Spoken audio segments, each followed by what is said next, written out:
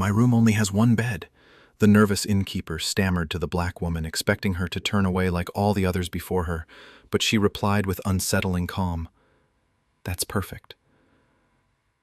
The dusty frontier town watches through shuttered windows as the well-dressed stranger dismounts her horse, their whispered slurs and cold stares promising she'll be gone by sunrise, another uppity outsider who doesn't know her place. But the giant cowboy observing from the saloon steps sees something different in her unwavering composure, something that draws him toward a choice that will define them both. What neither realizes is that her single room holds the key to exposing a corruption scheme that could destroy every family in town, and time is running out before the real power behind the conspiracy arrives to claim everything.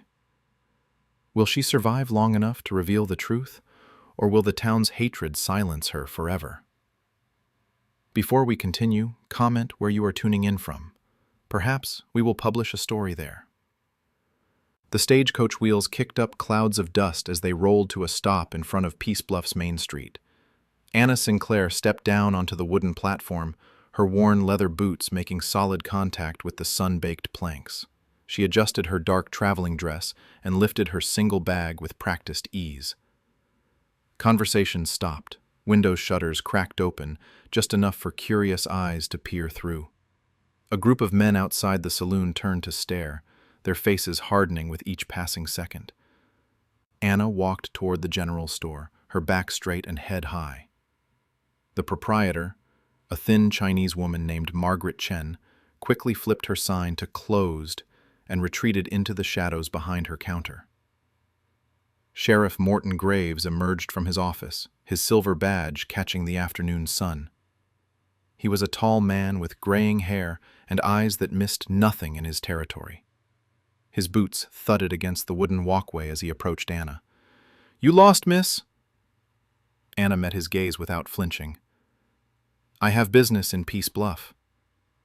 "What kind of business would that be?" "Personal business."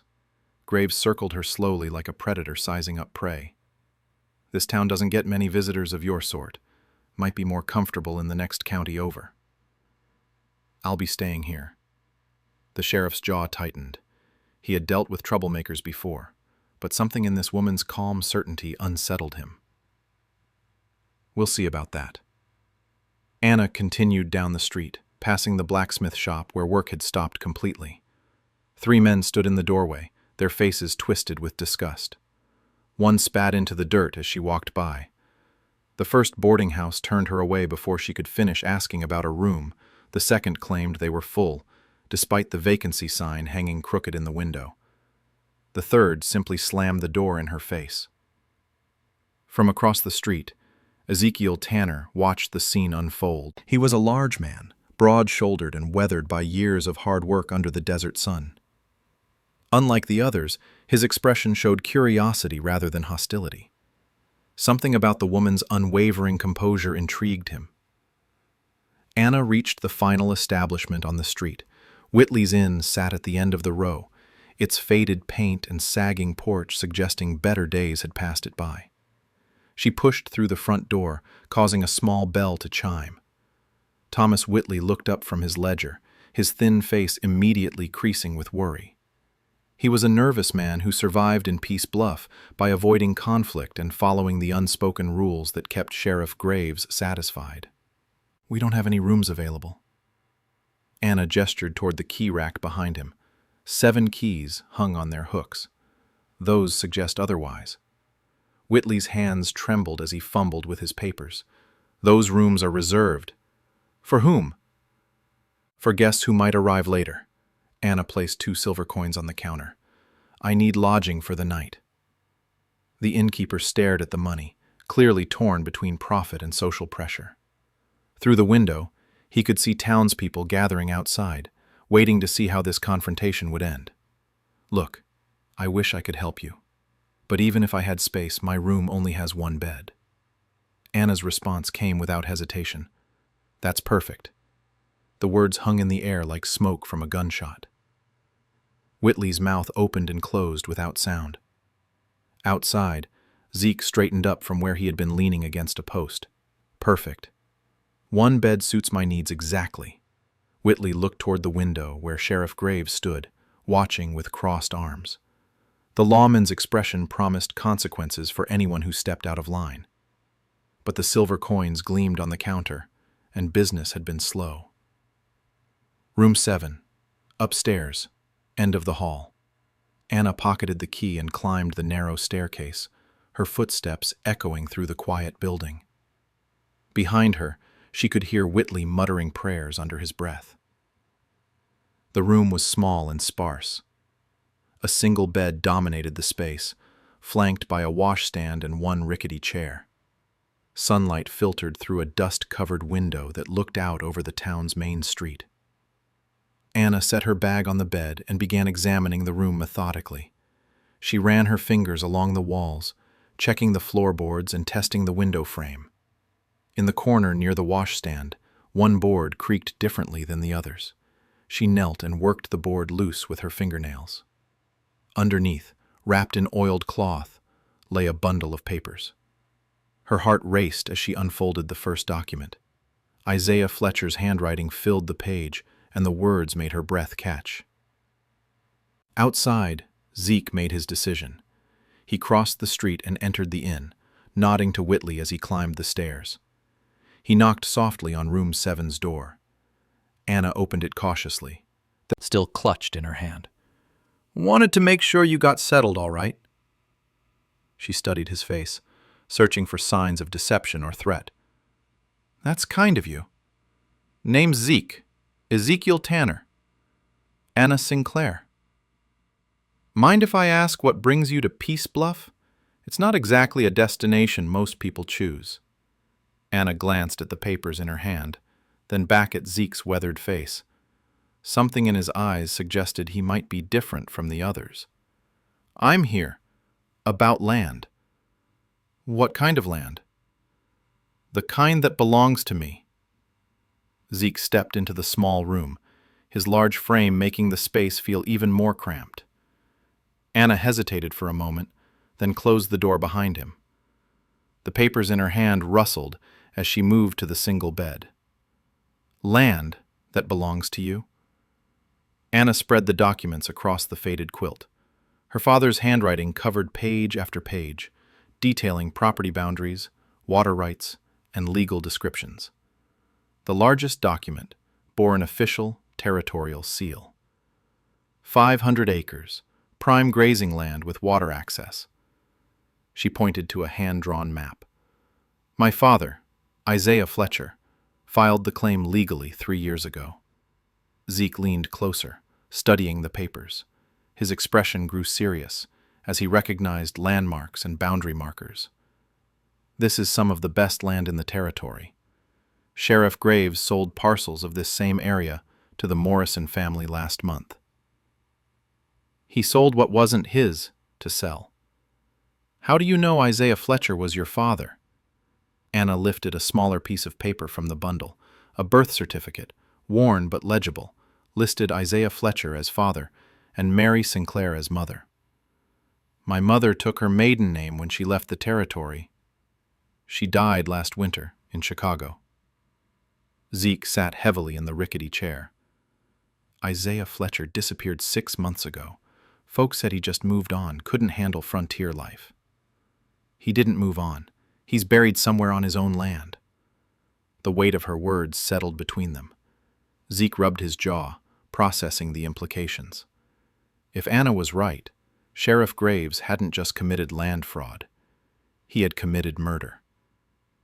"You have proof of that." Anna showed him another letter, this one written in shaky handwriting. He knew someone was watching him, knew his life was in danger. He wrote this the night before he disappeared. Zeke read the final letter Isaiah had hidden beneath the floorboards. The dead man had suspected Sheriff Graves of running a land scheme, selling claims to multiple buyers and pocketing the profits. He had planned to file complaints with territorial authorities. Why hide the papers here? He stayed in this room the week before he died. Must have known he was running out of time. Anna gathered the documents into neat stacks on the bed. Legal deeds, survey maps, justice. There's a difference. Zeke studied her face. Most people would want blood for blood, but Anna's expression held something else. Determination mixed with grief, but no hatred. What kind of justice are you talking about? The legal kind. I spent 5 years working for Attorney Harrison in Chicago, filed papers, researched cases, memorized territorial law. I know exactly how land claims work. Anna pulled a leather portfolio from her traveling bag. Inside were more documents, these ones bearing Chicago postmarks, letters to territorial officials, copies of filing procedures, and detailed legal precedents. You're a lawyer? I'm not licensed to practice, but I know the law better than most men with degrees. Zeke picked up one of the survey maps. The land in question stretched from the river bend all the way to the mesa, encompassing nearly every valuable acre in the area. If Graves sold this land multiple times, he's defrauded half the county. Exactly. And when word gets out, everyone who bought land from him will demand their money back. Money the sheriff doesn't have. Anna nodded grimly, which means he'll do anything to keep this quiet. As if summoned by their conversation, heavy footsteps echoed in the hallway outside. 3 sharp knocks rattled the door. Miss Sinclair, Sheriff Graves, need to speak with you. Anna quickly gathered the papers and shoved them under the mattress. Zeke moved toward the window, but Anna caught his arm. Stay. I need a witness. She opened the door to find Sheriff Graves flanked by Deputy Morrison. The younger man looked uncomfortable, but Graves radiated authority and barely contained anger. Heard you've been asking questions about land ownership. I've been reviewing my property. Your property? Graves stepped into the room uninvited.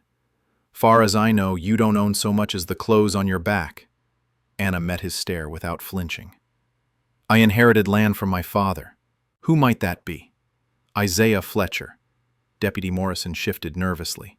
Graves' jaw tightened almost imperceptibly, but Anna caught the reaction. Never heard of him. Strange. He filed claims through your office. Lot of drifters come and go, can't remember them all. Zeke cleared his throat. I remember Isaiah. Good man. Worked hard on his claim until he disappeared. Graves turned his attention to the big cowboy. Funny thing about people who disappear, Tanner. Sometimes they leave debts behind. Sometimes those debts get collected from people who associate with them. The threat hung heavy in the small room. Deputy Morrison looked increasingly uncomfortable with the direction of the conversation. I have legal documentation of my inheritance. Documentation can be forged. Happens all the time with folks trying to claim land that isn't rightfully theirs. Anna stepped closer to the sheriff. Despite the difference in their size, she seemed to grow taller. Then I suppose we'll let territorial authorities determine what's legal and what isn't. Territorial authorities are busy men. Takes months for them to investigate claims. Lots can happen in months. I'm a patient woman. Graves studied her face, searching for signs of fear or uncertainty. Finding none, he stepped back toward the door. This is a peaceful town, Miss Sinclair. We like to keep it that way. People who disturb the peace sometimes find themselves unwelcome. Are you threatening me, Sheriff? I'm offering friendly advice. Take it. The 2 lawmen left, their boots heavy on the wooden stairs. Anna waited until she heard the inn's front door close before retrieving the papers from under the mattress. Zeke watched her hands shake slightly as she smoothed out the documents. You're scared. Terrified, but fear won't bring my father justice. That evening, Anna sat cross-legged on the single bed, organizing her father's documents by date and legal importance. Zeke returned after dark, carrying a tray of food from the saloon and news from around town. Talked to some folks. 3 families bought land from Graves in the past year. All of it overlaps with your father's original claim. Anna looked up from a survey map she had been studying. 3 families means 3 times the filing fees. Graves collected payment from each buyer. The Hendersons put their life savings into that land. Same with the Kowalskis and the Martinez family. They're victims too. When this comes out, they'll lose everything unless we can prove fraud. Zeke set the food aside and pulled out a folded paper from his jacket. Found this nailed to the courthouse door, thought you should see it? Anna unfolded the notice. Sheriff Graves had posted a public announcement declaring all unclaimed land in the territory subject to immediate auction. The sale was scheduled for the end of the week. He's trying to legitimize the theft, make it look legal after the fact. Can he do that? Anna spread out her father's correspondence with territorial officials. The papers showed Isaiah had followed every legal requirement for his land claim. Filing fees paid, boundaries surveyed, improvement requirements met. Not if I can prove prior ownership. But I need more than my father's papers. What kind of proof? Witnesses. People who saw Isaiah working the land, making improvements, establishing residence. Zeke rubbed his stubbled chin. Old Pete Miller lives near that area. He might have seen Isaiah building his cabin. Will he talk to me? He might talk to me. The next morning, Anna transformed her small room into a research center. She pushed the single bed against the wall and used the surface as a document workspace. Legal papers covered the quilt in organized stacks. Survey maps hung from nails she had hammered into the wooden walls. Gestured to the chair. Margaret entered quickly and closed the door behind her. I heard you asking about land ownership. You know something about Sheriff Graves' land sales? Margaret nodded reluctantly. He sold my family a plot near the river last spring. Said it was prime farming land, perfect for growing vegetables. What happened? The Martinez family showed up with their own deed to the same property. Both families had paid Graves the full amount. Anna pulled out a clean sheet of paper and began taking notes. Did you keep your receipt? Margaret produced a crumpled paper from her apron pocket. The handwriting matched other documents Anna had seen from the sheriff's office. This proves Graves was selling the same land multiple times. Will you testify to that? Testify. Where? When territorial authorities investigate the fraud, fear flickered across Margaret's face. Sheriff Graves controls this town. People who cross him have bad things happen. What kind of bad things? Accidents, fires, sudden tax problems that force families to sell their businesses. Anna understood the woman's fear, but she also saw an opportunity. How many other families has this happened to? At least 6 that I know of. Maybe more. Would they talk to me if they knew they weren't alone? Margaret considered this. Maybe, if they thought there was real hope for justice.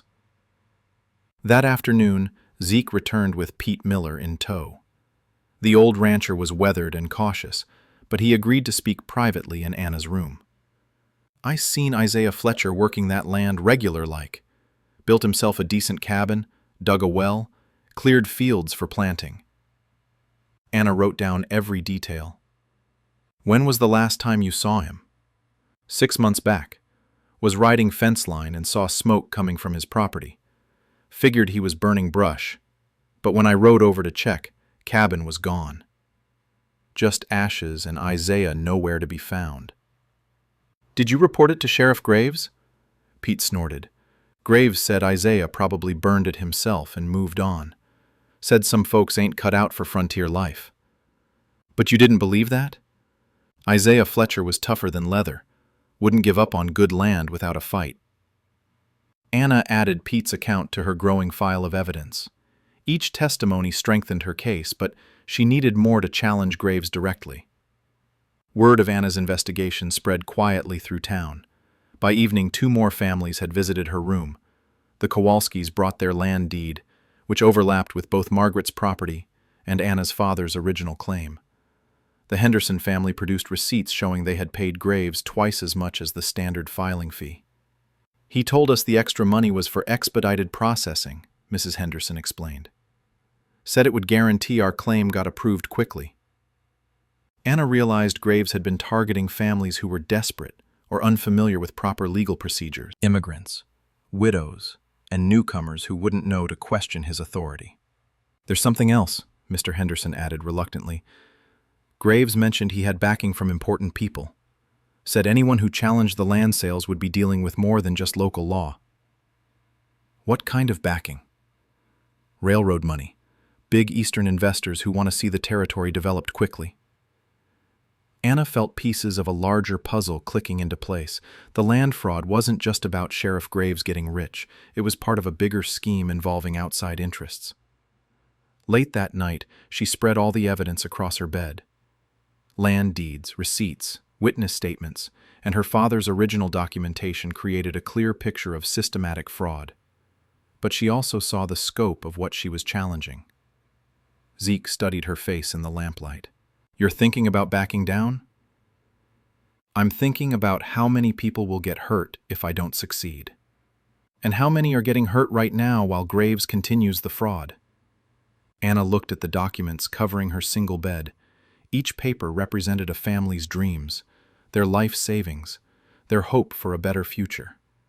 Her father had died trying to protect his rightful claim. Now she had the chance to finish what he started. Tomorrow we make this public. Dawn broke over Peace Bluff as Anna prepared for the most dangerous day of her mission.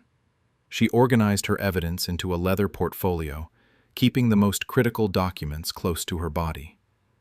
The single bed that had served as her workspace now looked bare, stripped of the papers that could bring down Sheriff Graves. Zeke arrived early with troubling news. Graves has been asking questions about you all morning, wants to know who you've been talking to. Let him ask. We have enough evidence to file formal complaints with territorial authorities. That could take weeks. Graves won't wait that long. Anna secured the portfolio under her traveling cloak. Then we make sure the whole town knows what he's been doing. Hard to silence an entire community. Their first stop was Margaret Chen's general store. Anna laid out copies of the fraudulent land deeds on the counter, while Margaret served morning customers. Word spread quickly as neighbors saw the damning evidence. Mrs. Patterson, the school teacher, examined a deed that overlapped with her own property. Sheriff Graves assured me this land had never been claimed. He told the same lie to at least 5 other families, Anna replied. The store filled with concerned townspeople as news of the land fraud spread. Anna methodically presented evidence, showing how Graves had sold the same parcels multiple times while pocketing filing fees and bribes. Deputy Morrison appeared in the doorway, his face pale and conflicted. Anna noticed his hands shaking as he surveyed the crowd gathered around the evidence. Miss Sinclair, Sheriff Graves wants to see you immediately. Tell the sheriff I'm conducting legal business with fellow property owners. Morrison stepped closer, lowering his voice. Ma'am, you don't understand. He's planning to arrest you on charges of disturbing the peace. Anna met his eyes steadily. On what grounds? He'll manufacture grounds if he has to. The admission hung heavy in the store. Morrison had essentially confessed that his boss operated outside the law. Several townspeople heard the exchange, their expressions shifting from concern to alarm. Anna made a calculated decision. Deputy Morrison, you've seen the evidence here. As a sworn law officer, what's your professional opinion of these land deeds? Morrison looked at the papers spread across Margaret's counter. His jaw worked silently as he struggled with conflicting loyalties. Finally, he spoke carefully. These documents suggest irregularities in the filing process. Irregularities? Multiple sales of identical properties, duplicate receipt numbers, filing fees that don't match territorial standards. His official confirmation of the fraud sent murmurs through the gathered crowd. Anna saw several people exchange meaningful glances. The deputy had just undermined his own sheriff's credibility. Sheriff Graves burst through the store entrance, his face flushed with anger. He took in the scene at a glance. Anna surrounded by evidence, Morrison looking guilty, and half the town witnessing the confrontation. Morrison, I told you to arrest this woman for disturbing the peace. Sheriff, maybe we should discuss this privately. There's nothing to discuss. She's spreading lies and causing trouble. Anna stepped forward, her portfolio clutched tightly. Sheriff Graves, these people deserve to know they've been defrauded. Nobody's been defrauded. These folks bought land fair and square.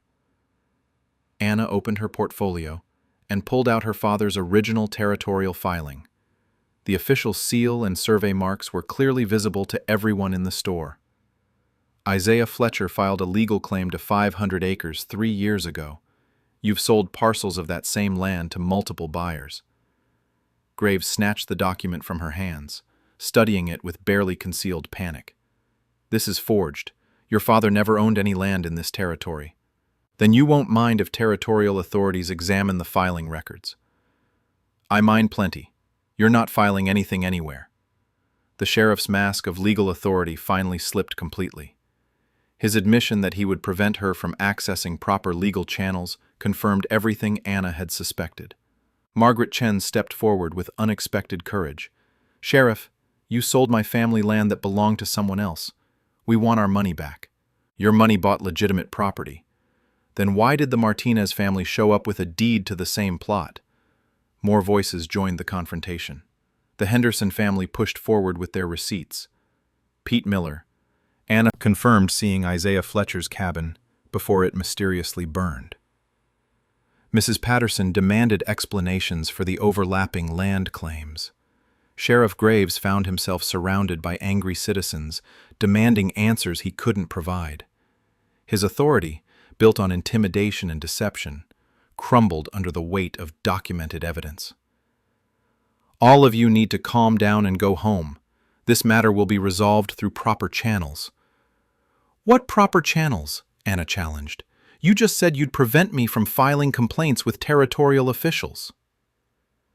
The contradiction trapped Graves in his own words. Deputy Morrison looked increasingly uncomfortable as the crowd grew hostile toward the sheriff. Anna sensed the momentum shifting in her favor. Sheriff Graves, if these land sales were legitimate, you should welcome an official investigation. There won't be any investigation, because there's nothing to investigate. Then you won't mind if I ride to the territorial capital and request a review of all recent land transactions. Graves stepped closer, his voice dropping to a menacing whisper. You're not riding anywhere, Miss Sinclair. People who cause this kind of trouble in my town have a habit of disappearing. The threat, spoken in front of 24 witnesses, sealed Graves's fate. Even his supporters couldn't ignore such blatant intimidation. Deputy Morrison's hand moved instinctively toward his weapon, though whether to protect or arrest wasn't clear. Anna straightened to her full height. Are you threatening to murder me like you murdered my father? Gasps echoed through the store. The accusation, delivered with cold certainty, stunned everyone present. Graves's face went white as he realized how completely he had exposed himself.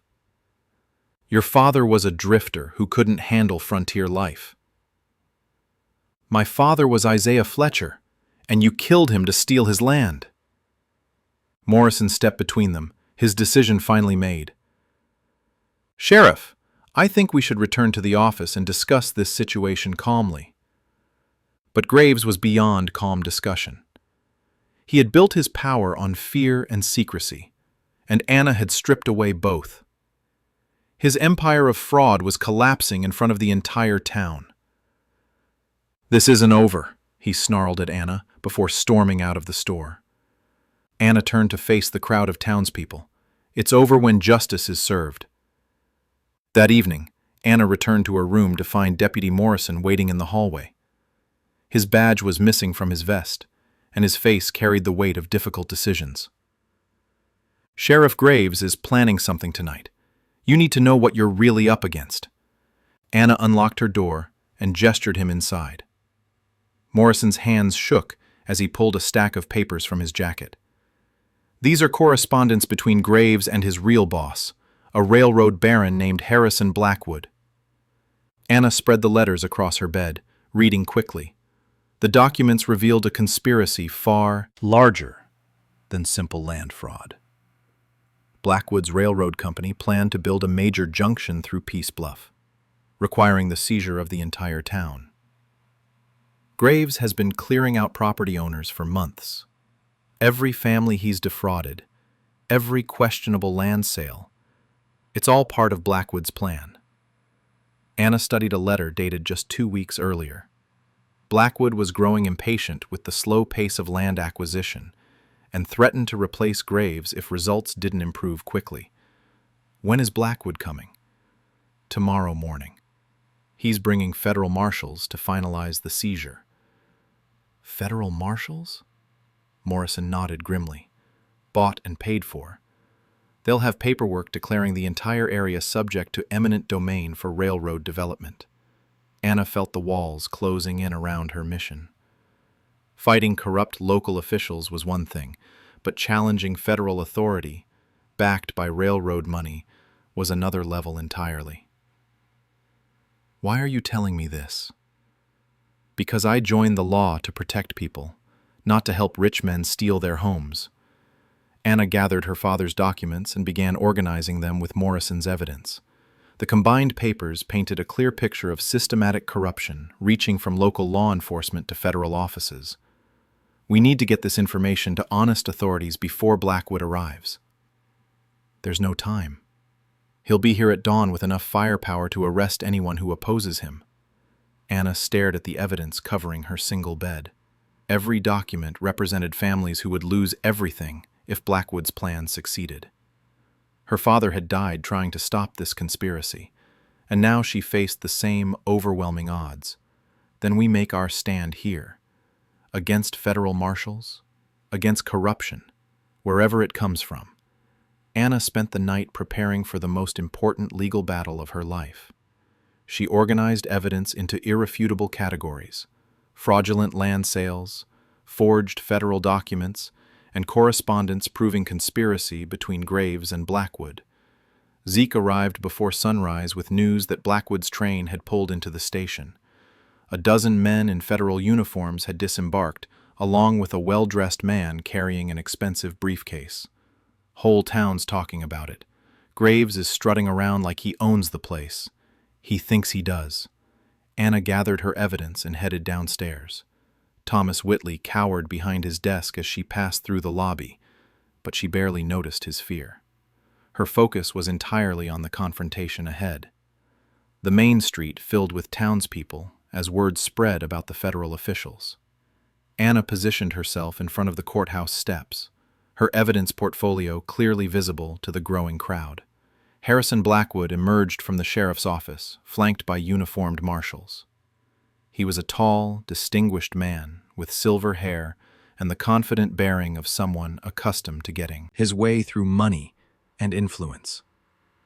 Sheriff Graves pointed toward Anna. "That's the troublemaker I told you about. She's been spreading lies and inciting the townspeople." Blackwood studied Anna with calculating eyes. "Miss Sinclair, I presume. I'm Harrison Blackwood, representing the Transcontinental Railroad Development Company." "I know who you are, Mr. Blackwood." "Then you understand that this town sits on land crucial to our railroad expansion. These people will be fairly compensated for their relocation." Anna opened her portfolio and held up the fraudulent documents. These people already paid for their land. Sheriff Graves sold them property that wasn't his to sell. Local land disputes are unfortunate, but irrelevant to federal development projects. Local corruption is always relevant to federal oversight. Blackwood signaled to his marshals, who moved to flank Anna. The townspeople pressed closer, sensing the critical nature of the confrontation. "Miss Sinclair, you're interfering with legitimate federal business. I suggest you step aside." Anna stood her ground. "I'm exercising my right to petition for redress of grievances. These documents prove systematic fraud in local land sales." "Documents can be forged. Then let's examine them publicly." Anna raised her voice so the entire crowd could hear. She began reading from her father's original land filing, showing the official territorial seal and survey marks. Then, she displayed Sheriff Graves' fraudulent sales of the same property to multiple buyers. The townspeople murmured angrily as they realized the full scope of the deception. Even Blackwood's marshals looked uncomfortable as the evidence mounted. Furthermore, Anna continued, these letters prove Mr. Blackwood paid Sheriff Graves to defraud property owners in preparation for railroad seizure. She held up Morrison's evidence, reading excerpts that detailed the conspiracy. Blackwood's face darkened as his private correspondence became public record. Those are private business communications taken without authorization. Deputy Morrison stepped forward from the crowd. I seize them as evidence of criminal conspiracy. You have no authority here, Deputy. I have authority to investigate crimes in my jurisdiction. The confrontation reached a tipping point as Morrison officially challenged federal authority with local law enforcement backing. Anna saw her opportunity and pressed the advantage. Sheriff Graves murdered my father to steal his land for your railroad. Isaiah Fletcher died defending his legal property rights. The accusation sent shockwaves through the gathered crowd. Several townspeople who had remained neutral now moved to Anna's side. Graves finally snapped under the pressure. Your father was a troublemaker who got what he deserved. The confession exploded through the crowd like dynamite. Even Blackwood stared at his local partner in horrified disbelief. To murder in front of dozens of witnesses, Morrison drew his weapon and pointed it at Graves. Sheriff Morton Graves, you are under arrest for murder and conspiracy to commit fraud. Anna felt the tide turning, as justice finally began to prevail. The sound of Morrison's weapon being drawn created instant silence on the main street. Sheriff Graves stared at his former deputy in shock, realizing his confession had sealed his fate. The crowd pressed closer, hungry for justice after months of corruption and intimidation. Harrison Blackwood stepped away from Graves, his expression shifting from confidence to damage control. Marshal Stevens, arrest that man for threatening a federal operation. But the federal marshals hesitated. They had heard Graves confess to murder, and even bought. Loyalty had limits when faced with such blatant criminality. Anna seized the moment of uncertainty. Marshal Stevens, I have documented evidence that Mr. Blackwood conspired with Sheriff Graves to defraud property owners through illegal land seizures. She held up the correspondence Morrison had provided, reading key passages aloud. Each letter detailed payments to Graves for clearing out property owners ahead of railroad development. The evidence was damning and undeniable. Marshal Stevens examined the documents with growing concern. His orders from Washington had mentioned railroad development, but nothing about conspiracy or murder. The situation had spiraled far beyond his mandate. Mr. Blackwood, these letters bear your signature and company seal. Private business communications taken through illegal search. Deputy Morrison seized them as evidence of ongoing criminal activity. Anna interjected. Local law enforcement has jurisdiction over murder investigations. The legal argument trapped Blackwood in bureaucratic complexity. Federal authority couldn't override local murder investigations, especially with such compelling evidence of corruption. Graves made a desperate attempt to regain control. All of you are interfering with legitimate federal business. Stand down immediately. You confess to murder, Morrison replied steadily. You're under arrest. The former sheriff's hand moved toward his weapon, but Zeke stepped behind him with surprising speed for such a large man. Other townspeople surrounded Graves, making resistance impossible. Margaret Chen emerged from the crowd carrying a rope. We should handle this ourselves. Anna quickly intervened. No, he gets a proper trial. Justice through law, not vigilante action. Her words carried moral authority that resonated with the crowd. Even in their anger, the townspeople recognized the importance of legitimate legal process. Marshal Stevens faced an impossible situation. His orders required supporting the railroad development, but the evidence of corruption was overwhelming. More importantly, his federal marshals were clearly uncomfortable with their position. Miss Sinclair, what exactly are you proposing? Anna opened her portfolio and pulled out carefully prepared legal documents. I'm filing formal complaints with territorial authorities, charging Sheriff Graves with murder and conspiracy. I'm also requesting federal investigation of railroad company bribery of local officials. You can't file federal complaints from a frontier town. I can file them with any sworn federal officer present during the commission of crimes. The legal trap snapped shut around Marshal Stevens. Anna had maneuvered him into a position where refusing her complaints would make him complicit in the cover-up. Blackwood realized his carefully constructed plan was collapsing. Marshal Stevens, I remind you that railroad development serves vital national interests. So does preventing murder and fraud, Anna replied. Stevens studied the evidence one final time, then made his decision. I'm accepting Miss Sinclair's formal complaints and ordering a federal investigation of all parties involved. The crowd erupted in cheers as justice finally prevailed. Graves slumped in defeat, realizing his empire of corruption had crumbled completely. Anna felt tears threatening, but maintained her composure. Marshal Stevens, I also request that all fraudulent land sales be nullified and rightful ownership restored to legal claimants. That will require extensive review of property records. I have complete documentation ready for territorial examination. Anna had spent weeks preparing for this moment, organizing every piece of evidence into legally admissible form. Her father's murder would not be in vain. Within hours, legitimate federal investigators arrived from the territorial capital. Anna's carefully preserved evidence provided the foundation for prosecuting the entire conspiracy.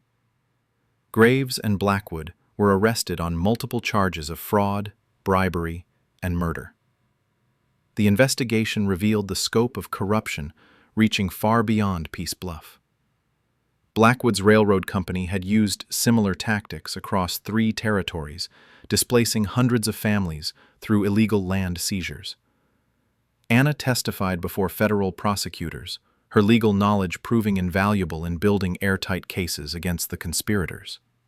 The Chicago attorney who had employed her would have been proud of her courtroom presence.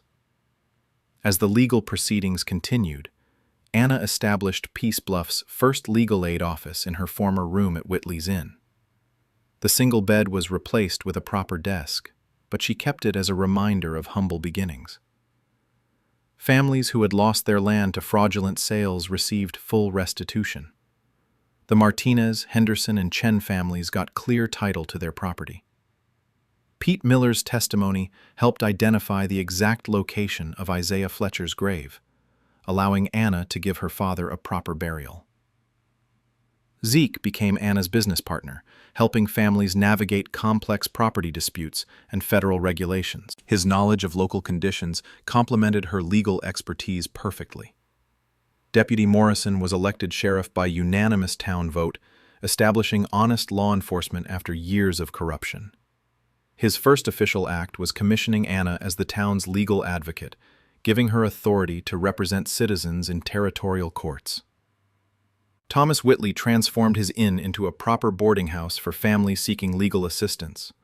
The room where Anna had made her stand became known throughout the territory as the place where justice prevailed over corruption. Margaret Chen expanded her store into a community meeting hall where citizens could gather to discuss legal matters and civic issues. The Chinese immigrant who had once feared speaking out became a vocal advocate for immigrant rights.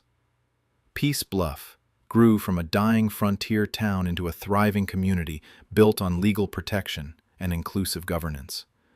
Anna's victory had created something her father could never have imagined when he first filed his land claim. Years later, when new travelers arrived seeking justice or fleeing corruption, they found welcome in Peace Bluff.